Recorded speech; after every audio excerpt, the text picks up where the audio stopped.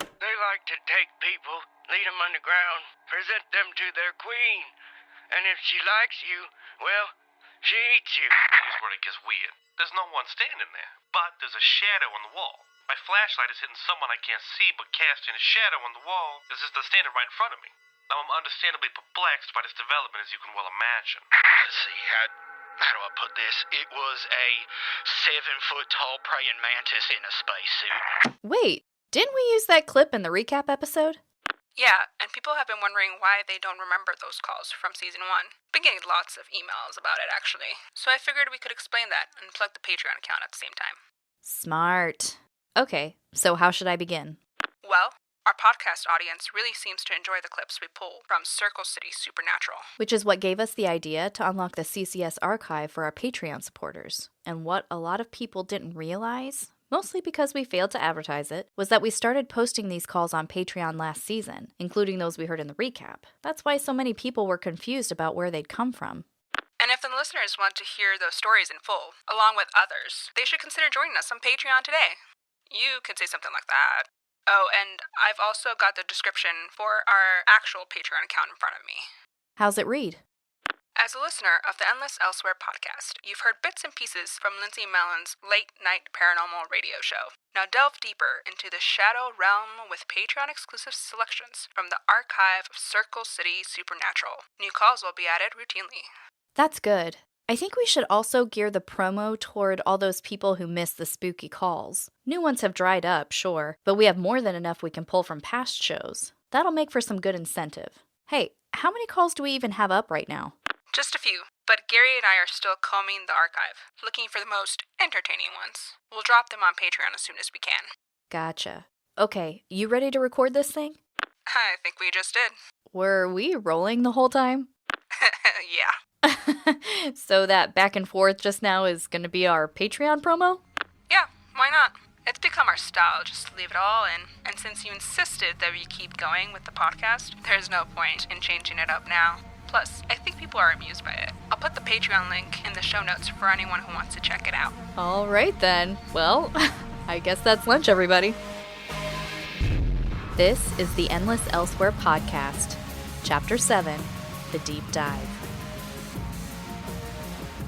I met Joseph at his home in the old bank for the promised exploration of the second manuscript.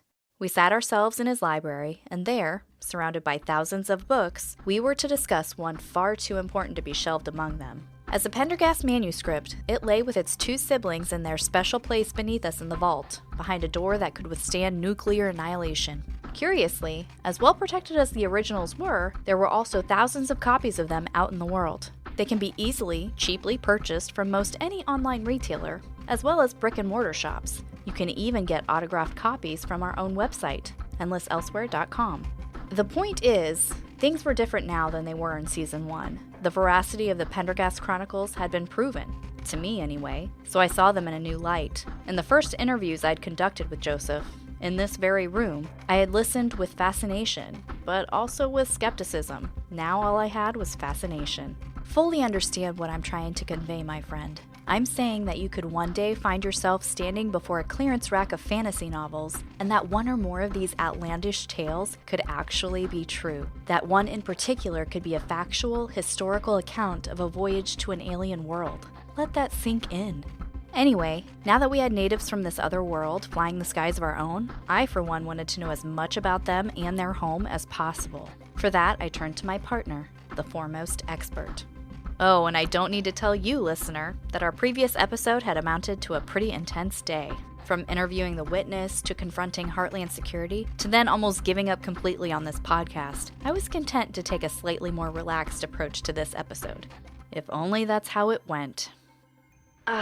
This feels right. What's that? This. Us settling back into these armchairs with fresh coffee, me recording while you talk about an old book. It's classic Endless Elsewhere.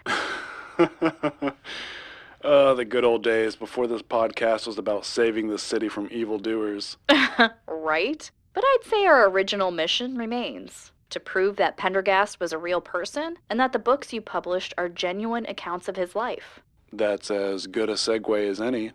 Shall we? Yes, let's.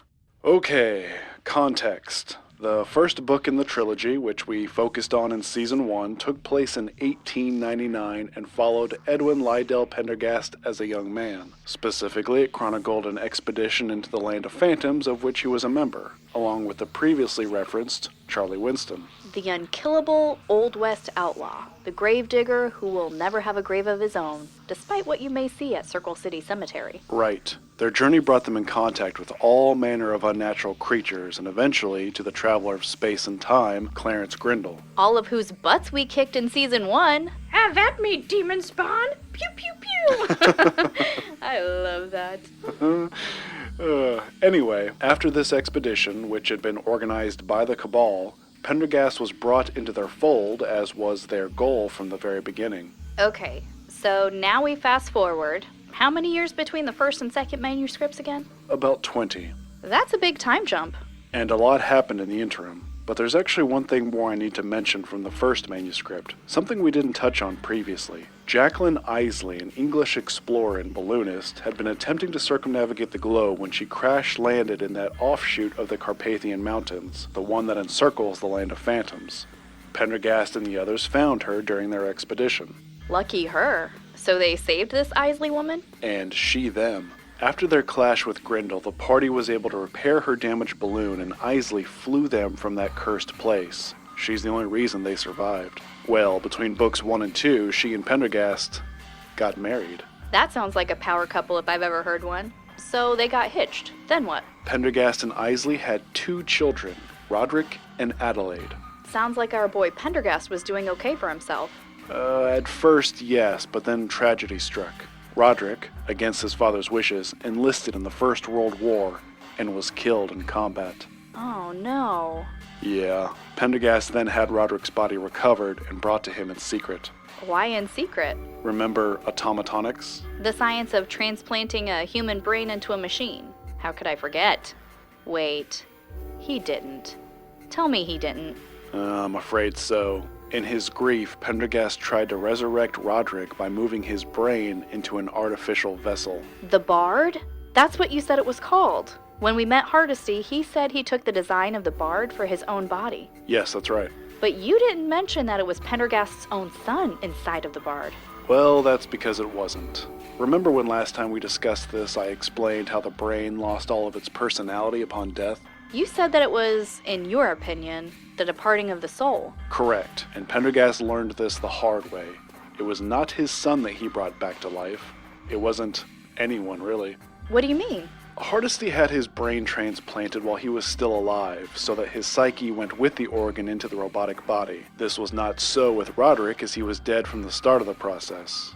His brain was able to be reactivated by Pendergast technology, but it came back on as a blank slate. Pendergast had to program the Bard, so to speak. Program? Not like with a computer, obviously, there were none at that time. No, he used hypnosis to fashion some kind of mental system, so that the Bard could both understand and be understood. What was this system?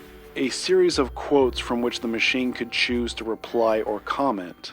Have you ever wondered why they called it the Bard? Bard. That's like a poet, right? But the Bard is usually a reference to Shakespeare. Pendergast's creation could only communicate in lines pulled from the plays and sonnets of... You're serious. But, like, why? Pendergast did this as a tribute to Roderick, who loved the great playwright, a love passed down to him by his mother, who then also tragically died. Jeez. What happened to Isley? The Spanish flu. Poor Pendergast. Losing his son and his wife back to back like that? And his daughter. Losing her brother and mother? That must have been so rough for the girl. Indeed, but Adelaide stayed strong and helped her father, who, in his grief, poured himself into his master plan. What plan? Pendergast had already decided to defect from the Cabal by this time, but he knew there was nowhere on Earth he could run from them. So he decided to leave the Earth. The orb. He had it now? The second manuscript begins in Circle City Cemetery, with Pendergast digging up that sarcophagus to retrieve the orb from the hands of Ka Phenotep. Whose body Grindle had stolen in ancient Egypt, with the purpose of hiding the artifact where it could be rediscovered by himself upon his return to the present. But since Grendel was unable to complete his mission, he passed the location of the orb onto Pendergast when they met in the Land of Phantoms. Grendel thought the great scientist would retrieve the orb on behalf of the Cabal, but Pendergast eventually claimed it for himself instead, smuggling the sarcophagus of Ka Phenotep home to Circle City, where he had it buried in the cemetery to hide it from the Cabal. Until such time as he was ready to spirit what was left of his household to another world, where they would remain beyond the reach of the secret society forever. So he got the orb and off they went? Well, sorta. Pendergast didn't just pick up and go. He'd been planning this for years. You see, there was no way to know what was waiting for them on the other side of the portal. Pendergast had realized that he could be taking his daughter into even graver danger, so he had prepared something for the journey. He had been secretly constructing a heavily armed and armored exploratory vessel that would serve as their temporary home as well. He called it the Midnight Lightning. Sounds rad. It was indeed very rad. So what was this thing? It was a chimera vessel. Imagine a train, but with the undercarriage of each of its cars rigged up with a pair of tank treads. And now imagine the whole thing shelled with the hull of a submarine, complete with hatches and a periscope. Whoa. Yeah, there had never been anything like it, and chances are, there won't be again. Hang on, you said he did this in secret. How do you build something that big without anyone noticing? It was quite the endeavor, to be sure. Remember me telling you that his ancestral home once stood outside of Circle City? Well, the railroad actually ran past his property. This was how he got the train brought to him, but not before it made several important stops in which all the other materials needed for the Midnight Lightning were loaded into it. Then, once it was all on his estate, he used his influence to get the Railroad Commission to tear up and reconnect the tracks far outside of his estate. The manuscript records that it took half of his fortune to accomplish all of this. I bet. Trains, tanks, and submarines don't come cheap. Neither does paying off officials, I imagine. So now Pendergast had what he needed to start construction, including the most important thing, privacy. After that, it was just a matter of spending years putting it all together. Wow, I knew Pendergast was ahead of his time, but in 1920 he had his own robot and a spaceship? It wasn't quite a spaceship, but it did travel to another world, so... Actually, the most impressive invention was neither the barge nor the Midnight Lightning, but rather the device that powered them both. Oh, tell me about that. Pendergast had developed a system for clean, boundless energy by harnessing cosmic rays, as he called them. It's space radiation, pretty much, that gets caught in the upper layers of the atmosphere of Earth and on Earth-like planets. Pendergast not only discovered how to tap into this energy source, but how to transmit it wirelessly down to the surface. He did this with specialized antenna. He even used it to power his house.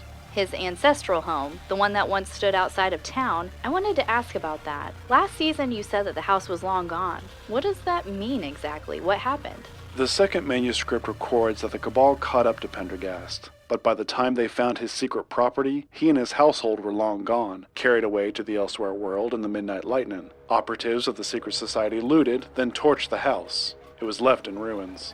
And these ruins aren't still there? 100 years later? I doubt it.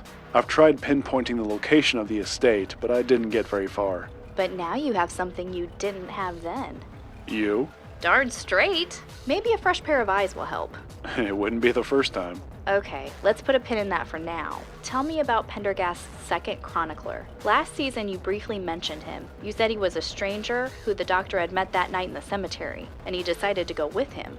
Jonas Uriah Gentry was a veteran of the Great War. Unlike Roderick, who'd enlisted, Gentry was drafted and forced into some of the worst combat the conflict had to offer, but he survived it all to make it home to his beloved bride, only to lose her to the Spanish flu. Like Isley? Indeed. Gentry was at the cemetery visiting the grave of his wife the same night that Pendergast was there digging up the sarcophagus. Pendergast recognized that he shared connections with this man and invited Gentry along on his journey. Pendergast thought it was fate that they crossed paths when they did, and since there was nothing left here for Gentry, he agreed to go.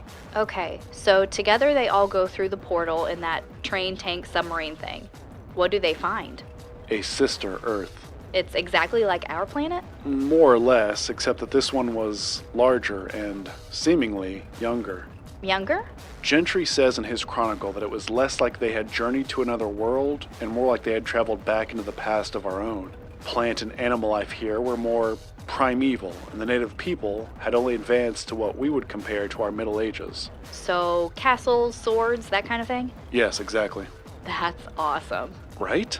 So the travelers from Earth met the Strangels? In his chronicle, Gentry called them Ariels because they were a flighted people. That, and he didn't know what else to call them. They had their own language, of course, but he didn't speak it. However, there was one of them who spoke English. How is that possible? The Ariels were each blessed with a special gift. This particular Ariel had the power of language. She could speak to any sentient creature in its own tongue. To put it another way, she could get literally anyone to talk to her, kind of like the superpower of a certain someone else that I know. And because she could speak Gentry's language, she told him the history of their world and how it intertwined with our own. Now, get ready. We're about to go off the rails here. We've got the Midnight Lightning, baby. We don't need rails. Okay, so, Atlantis. Atlantis. Atlantis? The island sinking into the sea, Atlantis? Or whatever advanced civilization inspired the myth of Atlantis, yes. They possessed the orb in ancient times and used it to send an expeditionary force to the other world. Well, you know how the story of Atlantis ended, so this expeditionary force got marooned. The portal was supposed to be reopened from Earth, but never was. The conjecture is that as their civilization fell, the artifact went with one of the escaping remnants. The one that ended up in Egypt. And that's why Grendel found it there? Right. So these ancient humans were stranded on the other world. I assume they met the Ariels like Pendergast and company did. They first befriended, then betrayed them, and war broke out. The Ariels managed to defeat the Atlanteans and drove them into exile. In the ages since, the Atlanteans had built up their numbers and were preparing for another attack. This was imminent at the time that Gentry came into their world. He vowed to stand with the Ariels, to fight his own kind, and persuaded Pendergast to do the same. Together, they helped the natives defeat the invaders in a massive battle. Wild. Just know that I am oversimplifying all of this to a degree that is nothing less than tragic. There's so much more to it, things we don't have time for here. As I said in Season 1, distilling the events of these books into a single conversation that does them any amount of justice, well, it's impossible. I understand. Still, you're doing a splendid job. Hey, thanks, I appreciate it. Now, there is one more thing I need to mention.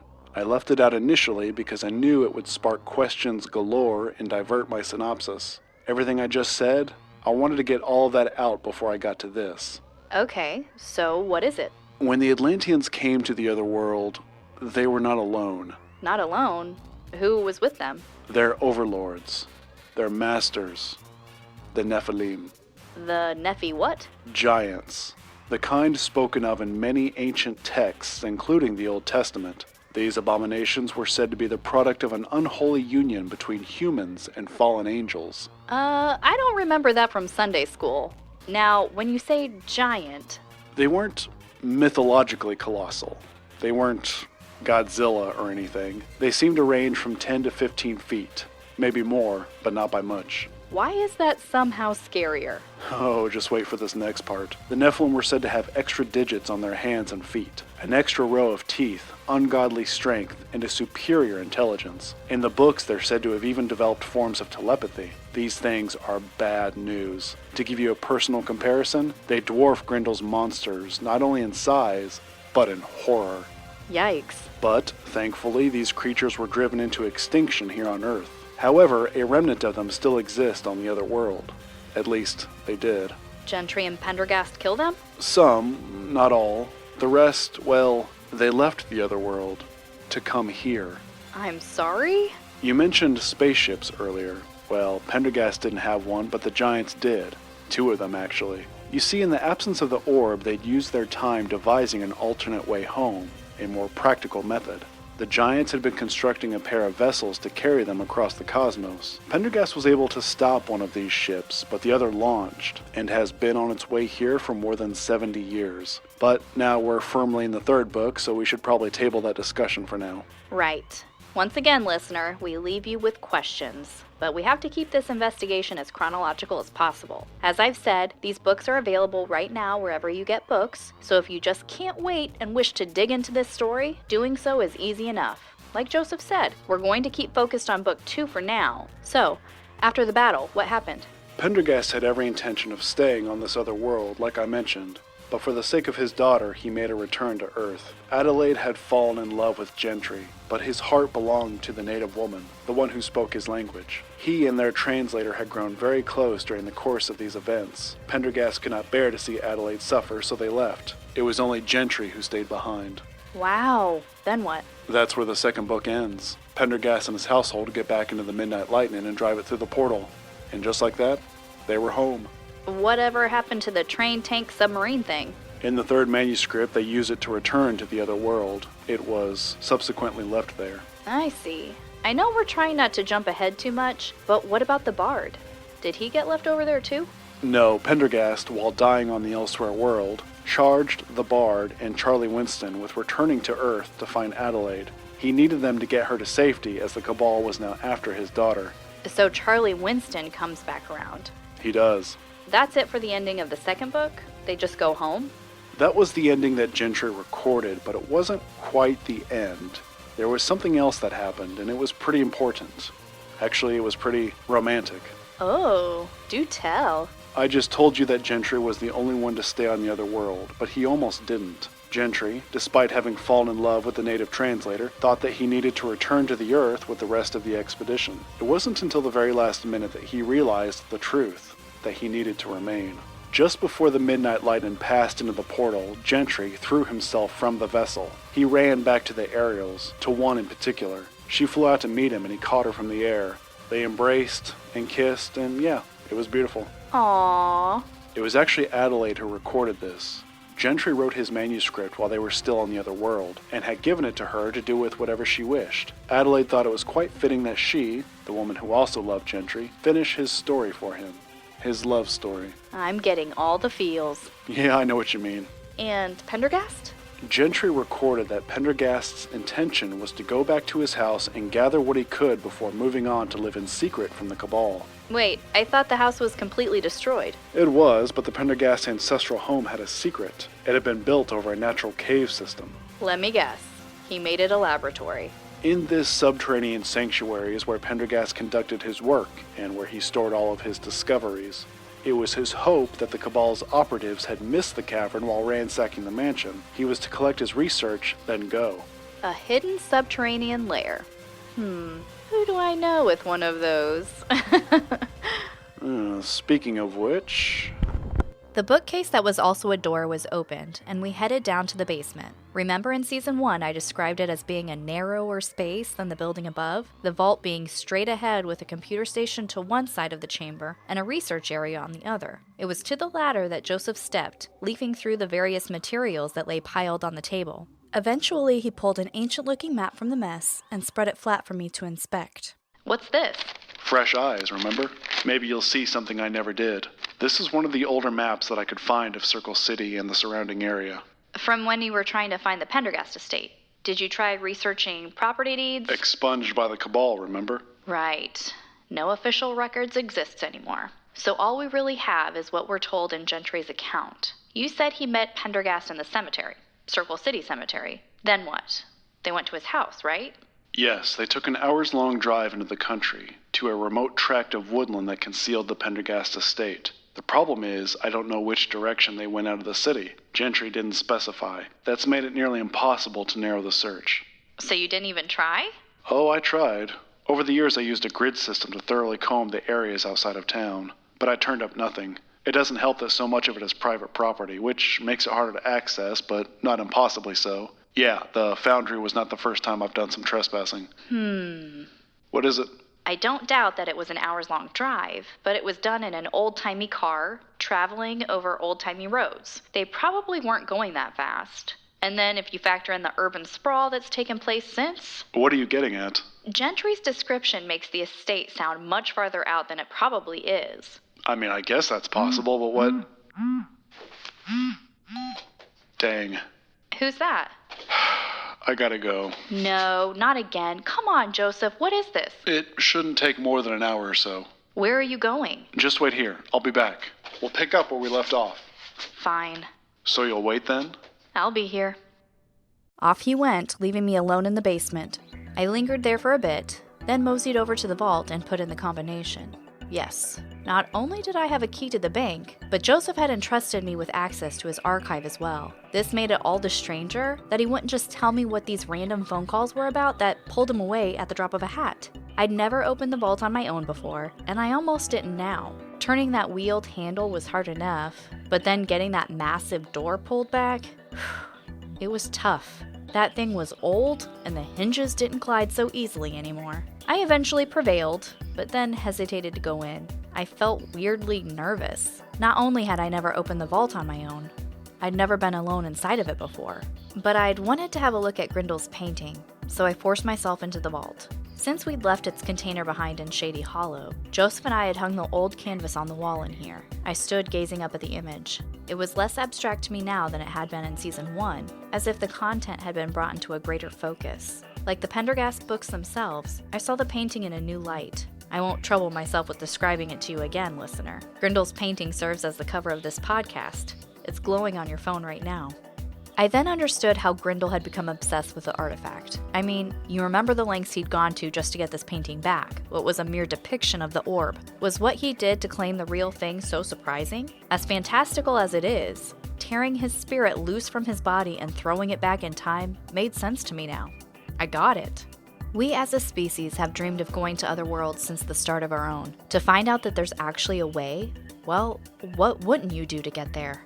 I left the vault and returned to the research area, to the table, to that map, and looked it over again. Something had occurred to me. Excited by the possibility, I then scampered over to the other side of the basement, to Joseph's outmoded computer station. I wasn't sure he even had the internet down here, but thankfully once those dinosaurs booted up, I found an active browser. I could have just used my phone, but I needed a lot of screen for what I had in mind. When I found it, I leaned in close to the central monitor, studying.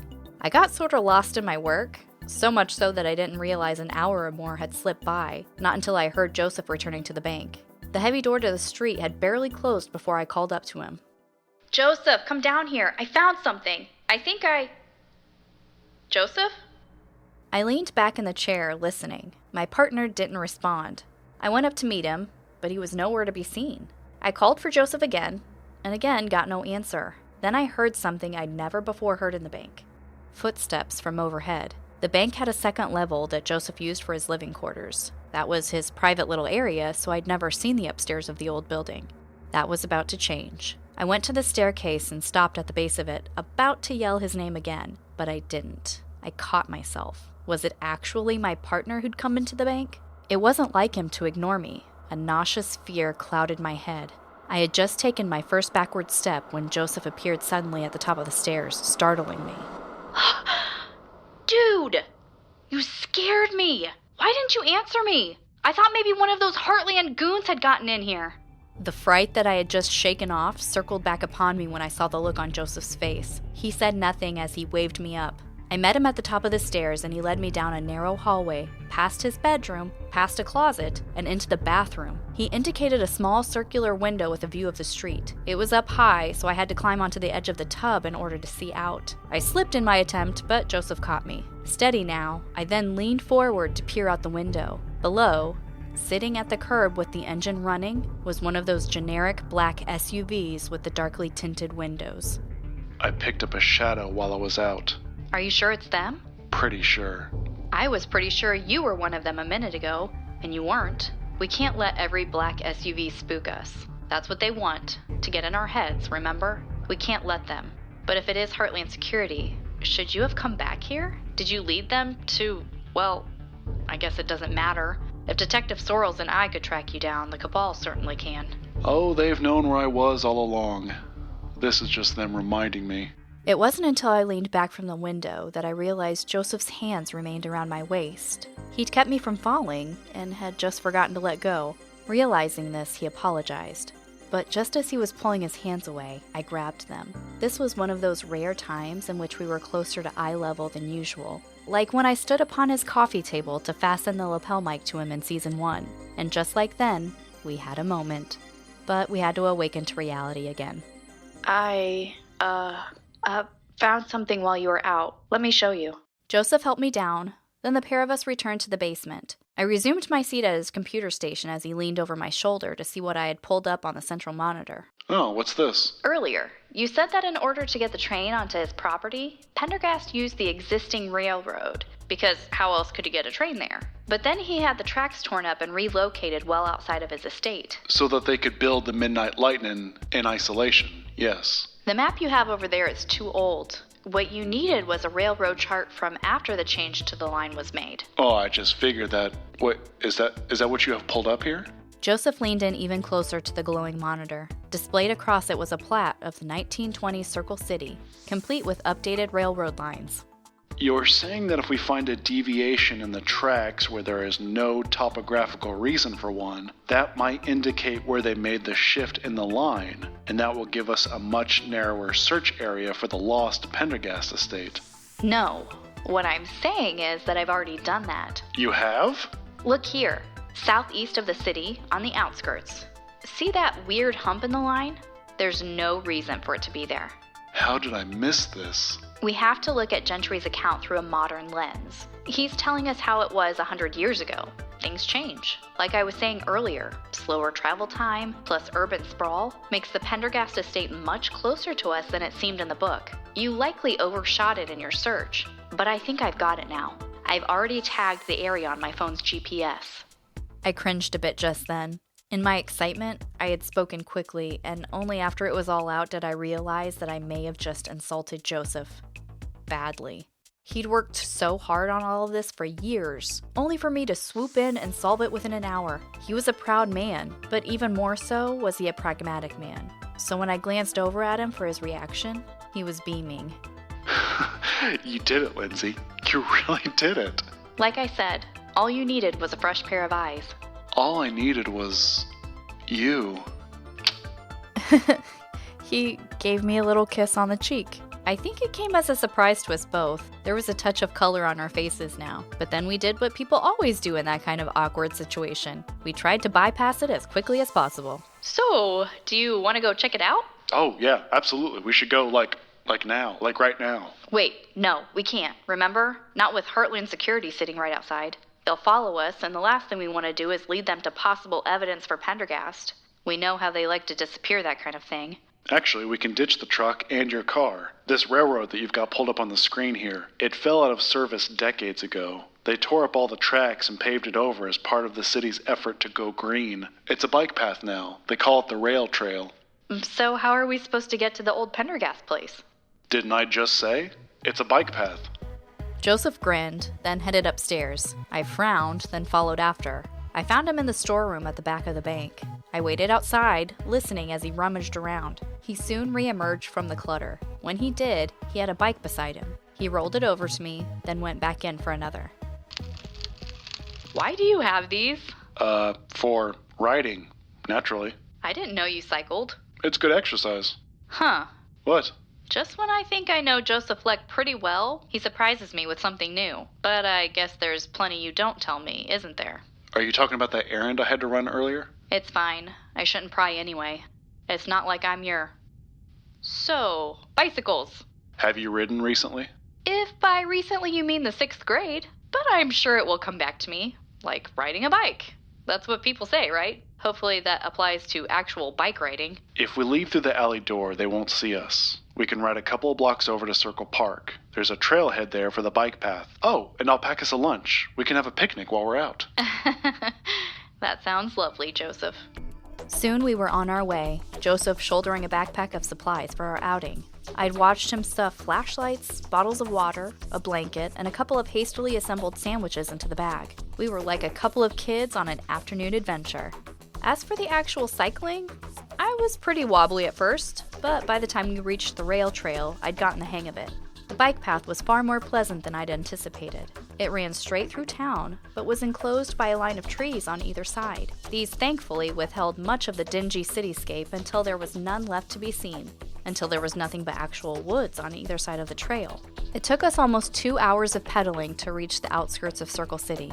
Joseph would have gotten there far sooner without me. During the ride, my partner had often slowed or stopped altogether so that I could catch up. He was adept to this level of riding. Me? Not so much. So when my GPS told me that we were close, I made for a bench on the side of the bike path. I did not bother with the kickstand and simply dropped the bike as unceremoniously as I then dropped myself on the bench. Joseph circled back to join me.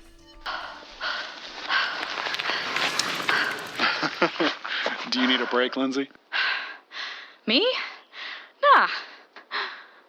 Are we getting close? We are. Yeah. We need to leave the path, though. If you think that's safe. It's why we're here.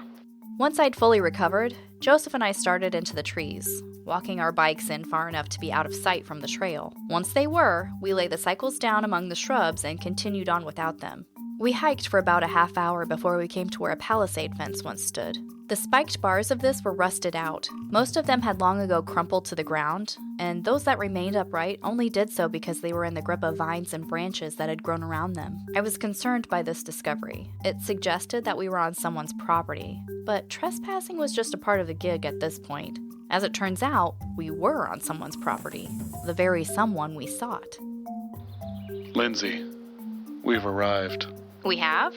We just stepped into a clearing where there was nothing but a hill. A sizable one, sure, but a hill nevertheless. I didn't understand the reverence in my partner's tone.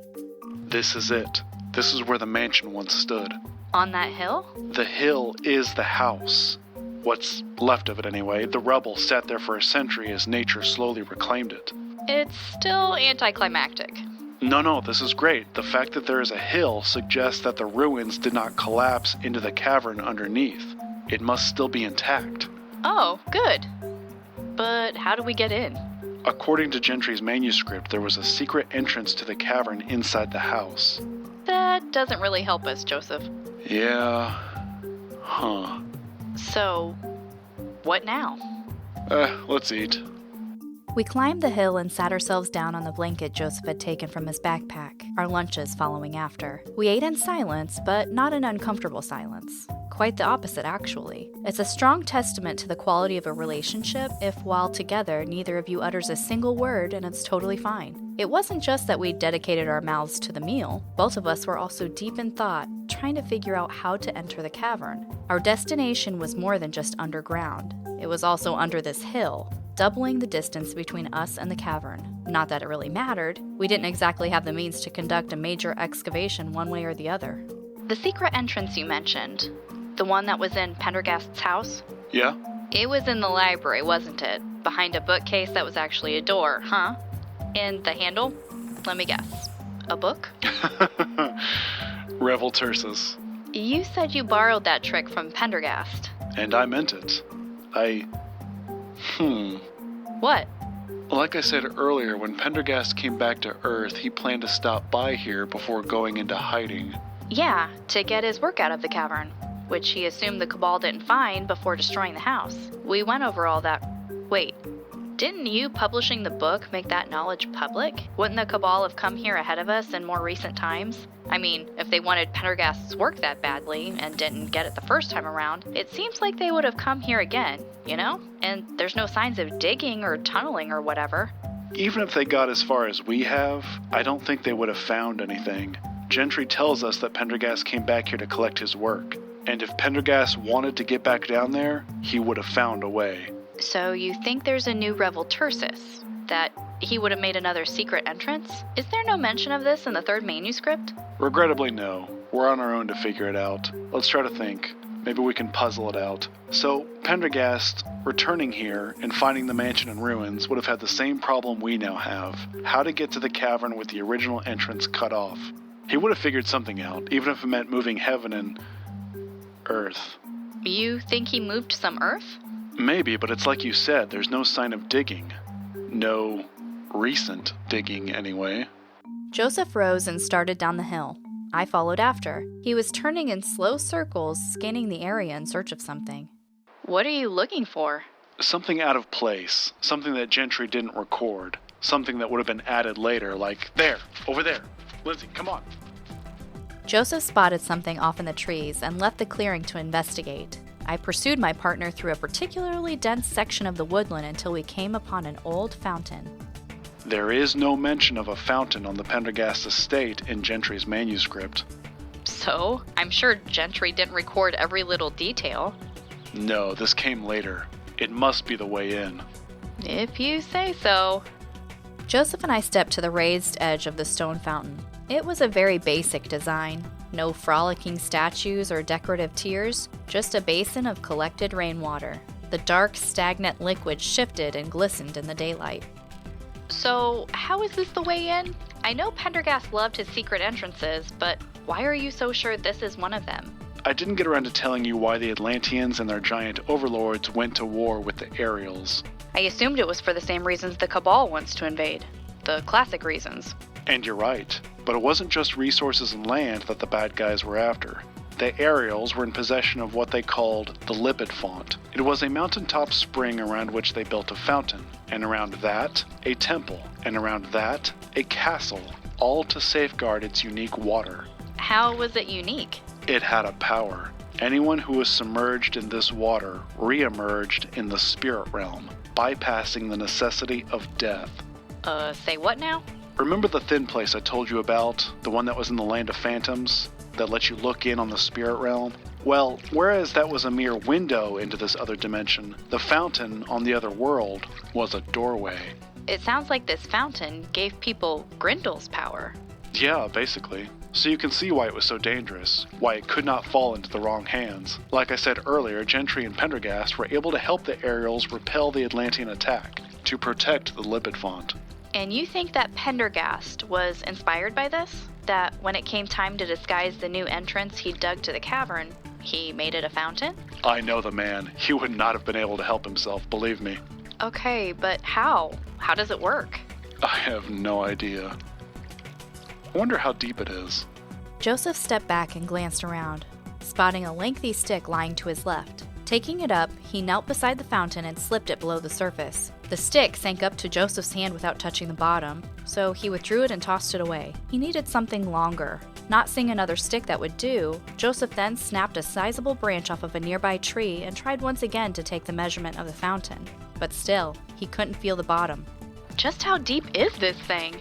Deeper than the basin, and that doesn't make any sense. Unless... I gotta get in there. What? That water is probably freezing. Also, we rode bikes down here. You really want to pedal 2 hours home soaking wet? You'll get pneumonia. You're right. But it wasn't pneumonia with which Joseph was concerned. He had a look on his face that I hadn't seen since Lake Michigan, when he confessed that he wasn't particularly fond of water. He'd said big bodies of it intimidated him, but deep bodies of it clearly did as well. What truly haunted him, however, was stopping when we had come so far. I really didn't want to, but I then emptied all of my pockets and took off my jacket and shoes. Lindsay, what are you doing? I don't bike so well, but I can swim. No, you really don't have to do this. Pneumonia, remember? We have to know. We can always come back another time. When? After this episode drops and other people can find this place? If Pendergast left anything of note behind, we need to get it before someone else does, especially if it's the Cabal. I honestly can't argue with that. Be a Liam and go get that blanket off the hill, would ya? I'm gonna need it when I come back up. You got it. 1 sec. Oh, and grab the sandwich bags. I'm gonna need them for my field recorder and phone. Speaking of things learned at Lake Michigan. Anyway, when my partner returned with everything, I sealed the devices up and stuffed them into my waistband. Then Joseph handed me a small flashlight. It's waterproof. Should help you see whatever's down there. Please be careful, Lindsay. Oh, that's cold. Don't stay under long, okay? What am I looking for? There's got to be a mechanism of some kind. Something to open the entrance. Pull on anything that looks like a handle. You know, when I said I wanted this episode to be a deep dive, this isn't at all what I meant. Okay, here I go. Wait. What? What is it? Just in case I don't come back up, do good. Fight evil. Repeat. I'm Lindsay Mallyn, and this is the Endless Elsewhere podcast.